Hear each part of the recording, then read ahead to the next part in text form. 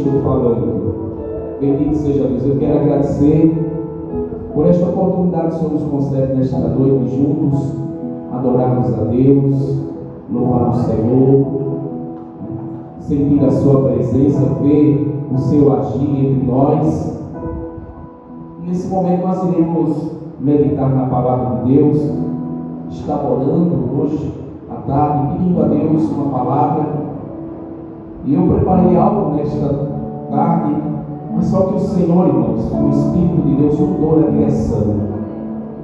E quem vem aqui para pregar esta palavra aqui não fala o que quer, fala o que o Espírito de Deus coloca no nosso coração, né? Nossa irmã viu, ela lê a palavra do Senhor no Evangelho, segundo escreveu João capítulo 17, falando sobre a oração que Jesus fez por ele, pelos discípulos, né? E orou por todos os cristãos, por todos os crentes, e falando sobre unidade, né? Mas o versículo de número 20, no Evangelho segundo escreveu João capítulo 17, versículo 20, Jesus ele diz assim: e não rogo somente por estes. Ele diz: eu não vou pedir somente pelos que estão comigo hoje, há mais de 2000 anos atrás. Eu não vou rogar somente por estes. Aleluia, louvado seja o nome do Senhor. Como o nosso Jesus é maravilhoso, irmãos. Ele não estava apenas preocupado com os que estavam naquele momento com ele, mas ele vê nós nesta noite aqui neste lugar na sua presença. E não rogo somente por estes, mas também por aqueles que pela sua palavra hão de crer em mim. Nós estamos aqui, meus irmãos, minhas irmãs, porque nós ouvimos esta palavra, nós ouvimos este Evangelho, um Evangelho que é poderoso. O apóstolo Paulo, lá em Romanos, no capítulo de número 16, ele já dizia: porque não me envergonho do Evangelho de Cristo, pois é o poder de Deus para a salvação de todo aquele que crê, primeiro do judeu e também do grego. Porque o apóstolo Paulo sabia que Jesus havia feito esta oração, pedindo ao Pai, rogando ao Pai, dizendo: e não rogo somente por este, mas também por aqueles que pela sua palavra hão de crer em mim. E o Espírito de Deus falava no meu coração, dizia assim: Edmilson, fala para a minha igreja, para pregar a minha palavra, para anunciar a minha palavra nos 4 cantos desta cidade. Aonde você tiver a oportunidade, fale desta palavra. Esta palavra, ela não precisa de enfeite, ela não precisa de arrumar, não, ela já é poderosa em si. Apenas abra a sua boca e pregue a palavra, porque muitas pessoas vão entrar nesta casa, vão aceitar Jesus Cristo como único e suficiente Salvador, pela palavra de Deus que você vai abrir a sua boca e vai pregar. É pela palavra. Eu vi pessoas já dizer assim, pessoas que são muito religiosas, quando uma pessoa aceita Jesus como Salvador, ele diz assim: aquilo ali é um fraco, aquela ali é uma fraca. Ele abandonou a religião porque ele é um fraco, ele é uma fraca. Não, irmãos, porque quando o homem e a mulher escutam a palavra de Deus, o apóstolo Paulo diz que de sorte que a fé vem pelo ouvir, e o ouvir pela palavra de Deus. Quando a gente escuta esta palavra genuinamente, pura como ela gera fé no nosso coração, ela gera uma fé salvífica. E o apóstolo diz: porque pela graça sois salvos por meio da fé, e isto não vem de vós, é dom de Deus, é dádiva de Deus, é presente de Deus. Isso aqui é uma palavra profética que Jesus, uma oração profética que ele estava fazendo naquele momento. Eu não rogo somente por estes, mas também por aqueles que pela sua palavra hão de crer em mim. Eu creio em Jesus hoje porque eu ouvi a sua palavra, eu tenho credibilidade à sua palavra. Nós vemos no livro de Atos dos Apóstolos, no capítulo de número 8, havia um homem da Etiópia que era um superintendente da rainha de Candace, um eunuco. Ele tinha ido a Jerusalém com a sua carruagem para adorar a Deus lá em Jerusalém. E quando ele volta da adoração, ele estava com o rolo das Escrituras. E o rolo das Escrituras estava ali, que ele estava lendo o livro de Isaías. Isaías 53. Olha como é lindo, irmãos, quando o Senhor Ele quer salvar uma pessoa, Ele quer salvar uma vida. Não importa onde ele esteja, onde ela esteja, se ela estiver ou estiver no deserto, ou entre multidões, ou numa cidade grande, ou num vilarejo, ou numa aldeia, não importa onde estiver. Nós vemos aqui o anjo do Senhor falou a Filipe dizendo: levanta-te e vai para o lado sul, ao caminho que desce de Jerusalém para Gaza, que está deserta. E levantou-se e foi, e eis que um homem etíope, mordomo de Candace, rainha dos etíopes, o qual era superintendente de todos os seus tesouros, tinha ido a Jerusalém para adoração. Regressava e assentado no seu carro, lia ao profeta Isaías. E disse o Espírito a Filipe: olha, meu irmão, se você colocar um propósito no seu coração e pregar a palavra de Deus, o Espírito de Deus vai me direcionar. É Ele que leva a gente, irmãos, as pessoas. É Ele que coloca as palavras na nossa boca para nós falarmos. O que o crente tem que fazer é ler a palavra, é ler o Evangelho. Porque quando você lê a palavra, aí o Espírito Santo de Deus faz você lembrar o texto da palavra que você fala, e o Senhor faz o que tem para fazer. Porque homem nenhum aqui na terra, mulher nenhuma aqui na terra tem o poder de convencer ninguém a aceitar Cristo como Salvador. Porque as armas que Deus nos deu não são armas carnais, são armas espirituais. É por isso que o crente tem que estar em oração, buscando a Deus, se consagrando, jejuando, meditando na palavra de Deus. Porque quando ele vai, o Espírito de Deus o direciona e as coisas acontecem. Não é uma obra natural, é uma obra espiritual. E disse o Espírito a Filipe: chega-te, ajunta-te a esse carro. E correndo Filipe, ouvia que lia o profeta Isaías e disse: entendes tu que leis? Ele estava lendo, irmãos. Como muitos de nós aqui, antes de aceitar Jesus, era até religioso, mas quando terminava de ler um capítulo da Bíblia, um versículo da Bíblia, não sabia mais o que tinha lido. Mas quando aceitamos Cristo como Salvador, nós temos hoje a mente de Cristo. O Espírito Santo, Ele iluminou os olhos do nosso entendimento. Por mais que o crente ele não estudou numa escola secular, mas ele, quando ouviu este Evangelho, ele creu no Evangelho, o Espírito Santo de Deus lhe deu entendimento. E ele diz: como poderia entender se alguém não me ensinar? Era um superintendente da rainha de Candace, era uma autoridade, vinha de Jerusalém, de adoração, era um homem temente, estava lendo a Escritura, como tem muitas pessoas aí fora que estão lendo a Escritura, mas que não entendem o que está lendo. E você, meu irmão, minha irmã, tem o Evangelho no seu coração. Abre a tua boca, que a tá encherei. E diz: como poderia entender se alguém não ensinar? E rogou a Filipe que subisse com ele e se assentasse. E o lugar da Escritura que ele era este que foi levado como uma ovelha para o matadouro, e como está mudo o cordeiro diante do que eu tosqui, assim não abriu a sua boca. Na sua humilhação foi tirado o seu julgamento, e quem contará a sua geração? Porque a sua vida é tirada da terra. E respondendo ao eunuco, a Filipe disse: rogo-te, e quem diz isto? O profeta. de si mesmo ou de algum outro. É a situação de muita gente, irmãos, neste mundo. Está lendo as Escrituras, mas não tem entendimento, não tem conhecimento.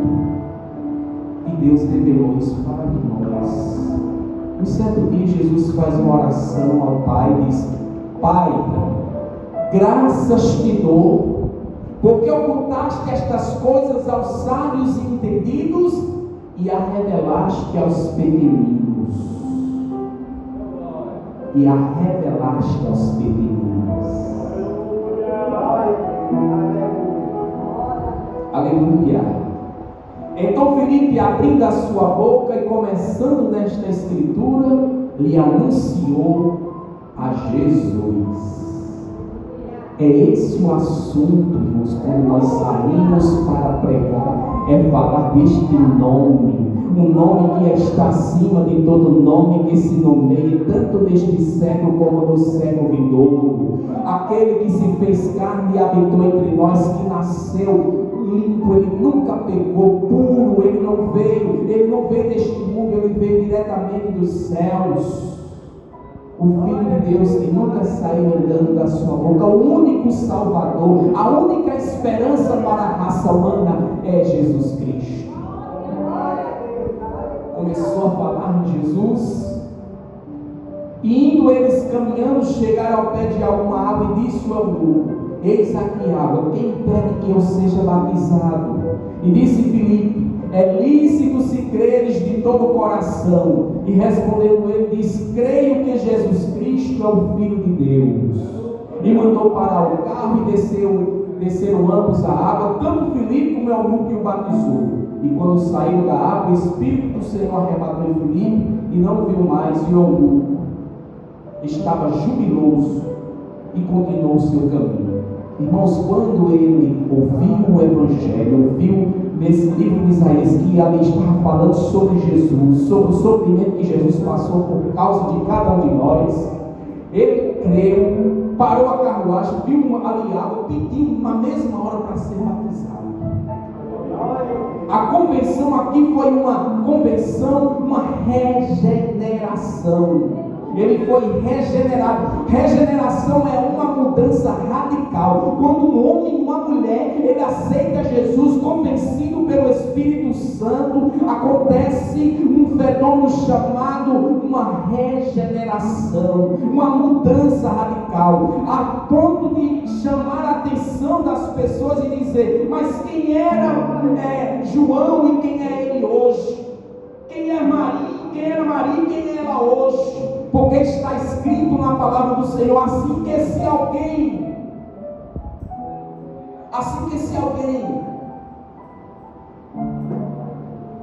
aceita Cristo, assim que esse alguém está em Cristo, nova criatura é. As coisas velhas se passaram. O que você fazia antes se passou tudo. As coisas velhas se passaram, e eis que tudo se fez novo. É uma nova vida, é uma nova mudança. O Evangelho que eu prego, o Evangelho que eu vivo, o Evangelho que eu estou falando isso porque isso aconteceu comigo. O Senhor mudou a minha vida. Aleluia, louvado seja o nome do Senhor. Eu experimentei isso, experimento isso. Este Evangelho é poderoso e é verdadeiro.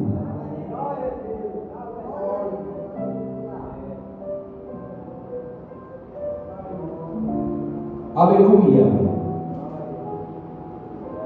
E não rogo somente por estes. Aleluia, louvado seja o nome do Senhor. Mas também por aqueles que pela sua palavra hão de crer. 2 Timóteo, irmãos, capítulo 4.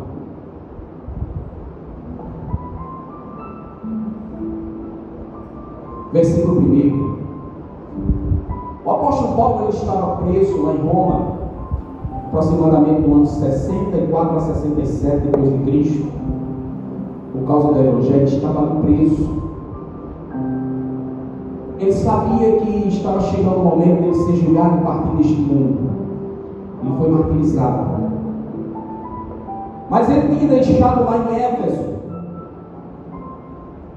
um discípulo seu chamado Timóteo, muito jovem, e se torna o pastor daquela igreja, o mensageiro daquela igreja. E o apóstolo Paulo aconselha aquele jovem pastor Timóteo. Ele diz para ele: conjuro-te, pois, diante de Deus e do Senhor Jesus Cristo, que há de julgar os vivos e os mortos na sua vinda e no seu reino. Aí o versículo 12 ele diz: que pregues a palavra. Que pregues a palavra. Que pregues a palavra. Você, meu irmão, minha irmã, que parou de pregar a palavra, o Espírito Santo de Deus diz nesta noite: pregue esta palavra. Não pare de pregar a palavra. Instes a tempo e fora de tempo. Aproveite as oportunidades que Deus te dá para você pregar a palavra. Instes a tempo e fora de tempo. Redarguas. O que é redarguir? É pregando a palavra, respondendo ali questionamentos. Dá resposta argumentando. Às vezes uma pessoa faz uma pergunta para você e você traz a resposta para ele. Aleluia, louvado seja o nome do Senhor. Com argumentos básicos dentro da palavra de Deus. É por isso que é importante o crente ler a palavra de Deus. Redargas. Se é preciso repreender, repreendas. Alguém está fazendo alguma coisa errada, com a palavra de Deus se repreenda, com o objetivo de ajudar, de ensinar. Repreendas, exortes, trazer uma palavra de ânimo, com toda a paciência, com toda a longanimidade. Tem pessoas, irmãos, que elas são lentas para aprender a seguir os ensinamentos da palavra de Deus. Há momentos que você tem que ficar repetindo. Ensino é repetição. Não é assim, professor? Ensino é repetição. E tem momentos que a gente tem que ficar repetindo, para ver se a pessoa, ela desperta e ela aprende.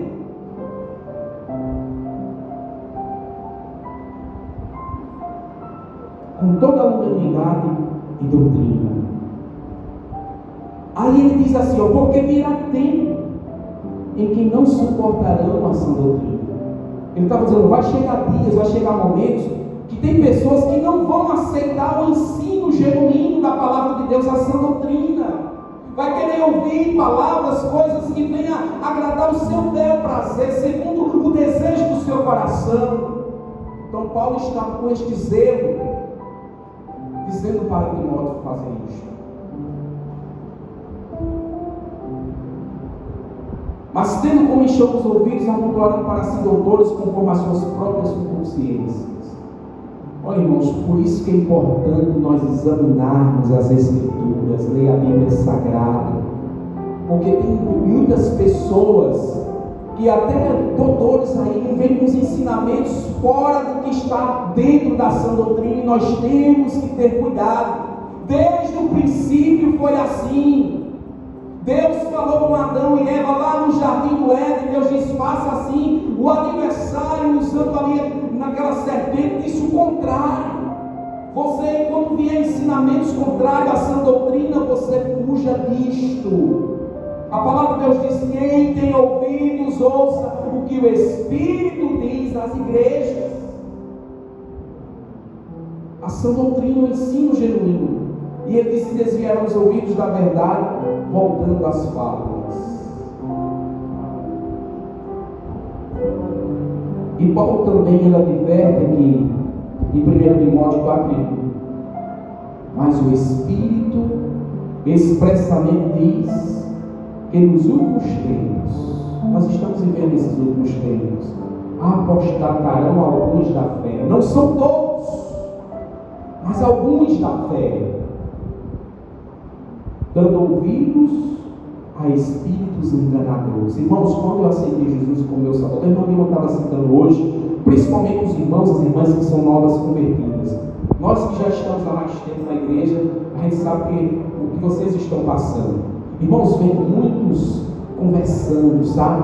Com conversinha para você, querendo lhe tirar do caminho, querendo desvirtuar o verdadeiro ensinamento, sabe? Você não dê ouvidos a esses espíritos enganadores, também não dê ouvidos a doutrinas de demônios, porque está escrito aqui, mas o Espírito expressamente diz que nos últimos tempos apostatarão alguns da fé, dando ouvidos a espíritos enganadores e a doutrinas de demônios. Assim como tem o ensino genuíno de Deus, os ensinos do Senhor, a doutrina do Senhor, o ensinamento puro que é bom para a nossa alma, tem também os ensinamentos do adversário de Deus e o nosso adversário. E nós temos que ter cuidado. Aleluia! Tudo que você precisa, meu irmão, minha irmã, está na Bíblia Sagrada, está na Palavra de Deus. No livro de Hebreus, no capítulo 4, no versículo de número 12, está escrito assim: porque a Palavra de Deus é viva. Quantas vezes, meu irmão, minha irmã, estou na minha casa, eu faço uma oração antes de ler este livro, e quando eu começo a ler este livro, Deus começa a falar comigo, as lágrimas começam a descer dos meus olhos, sinto aquele fogo, aquela coisa boa, aquela alegria, porque esta palavra é vida, ela mexe em nós. Esta palavra, ela é o próprio Cristo, Ele é o Verbo. Ele diz: no princípio era o Verbo estava com Deus, o Verbo era Deus. Ele é a própria palavra. Porque a palavra de Deus é viva e eficaz. Quando você prega esta palavra, você pensa que não está acontecendo nada, mas está. Uns vai plantando, outros vai regando com a palavra, e Deus dá o crescimento. Pode pregar esta palavra sem medo, porque ela é viva e ela também é eficaz. Se ela chalugar,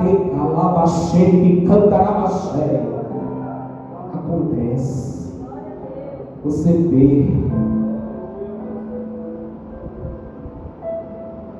Houve um tempo na história, irmãos. Quem é mais antigo aqui sabe.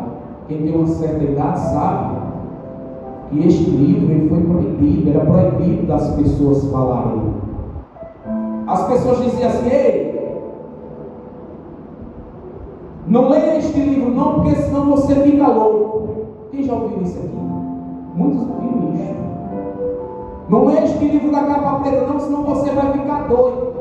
Fica mesmo, irmãos. Fica doido para morar no céu, fica doido por Jesus, fica doido para servir a Deus. Porque o único livro que, quando nós estamos lendo, o autor está presente é a Bíblia Sagrada, é a Palavra de Deus. Ela foi escrita, ela levou aproximadamente de 1300 a 1600 anos para estar aqui nas nossas mãos.